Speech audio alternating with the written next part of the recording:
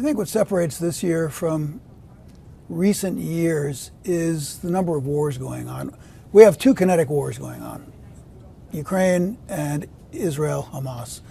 And that's a lot of wars. I think we have to ask ourselves, why two kinetic wars? But in addition, and the way we like to think about this report, there's really three wars. It's the two I've mentioned, and about to begin is the U.S. against itself, which in many, many ways will be the world's more serious war because it pertains to the world's lone remaining superpower. Three wars with no guardrails, three wars that we think have no leaders that can really fix the problem, and three wars where the two sides don't even necessarily agree what the war is over, and that's really pertains to the United States. So yeah, I think risk is a thing that we always worry about, but this year it's got a real edge to it. Does it feel like investors are ignoring the risk out there? I mean, we're almost at all-time highs on the S&P 500 right now. I think on the potential for escalation in the Middle East, there's a bit of a head in the sand thing going on. I mean, for instance, I would be surprised if the U.S. didn't hit the Houthis pretty soon in Yemen. Wow. How's Iran going to react? Don't think they'll do much, but I sure hope they don't.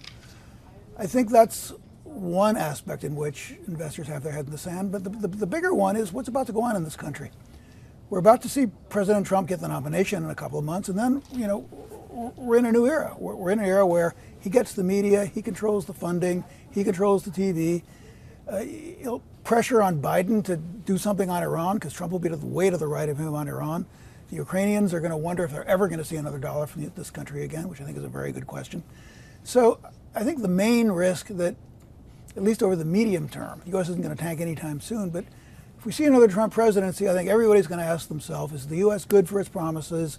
Is the U.S. the haven, the safe haven for money that it's been since the Second World War? Those kinds of questions are going to be on us. Cliff, I've got to say, this whole idea of the U.S., basically at war with itself, against itself, and really the division and questioning American democracy.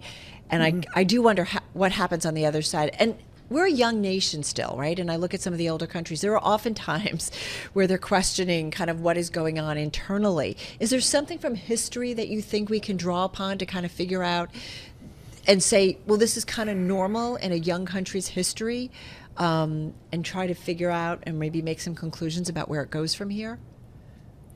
I can't think of a democracy. Look, this is kind of unique. We have a guy running for president in a democracy who tried to curtail, to be nice to him, democracy last time we saw this movie. I think the only analogy, and it's not from distant history, but what happened to Hungary after Viktor Orban really got his mitts around it? Well, is Hungarian democracy ever going to rebound? Polish democracy did. Hungarian democracy? I don't know. So there's a real question as to how much we can absorb, how much damage the U.S. can take the second time around.